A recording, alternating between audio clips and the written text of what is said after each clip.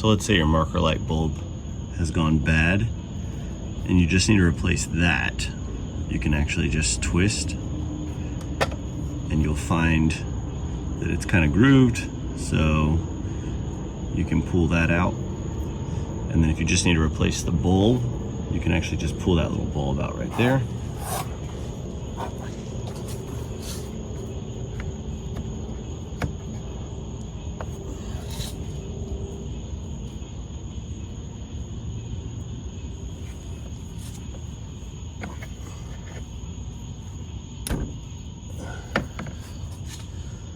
You just pull that out, get you a new bulb, pop it back in there.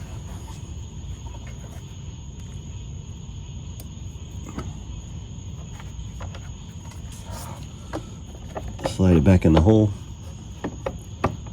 You can kind of feel if it doesn't go in at the first, you can just twist it a little bit. And then once you slide in the hole, you turn it.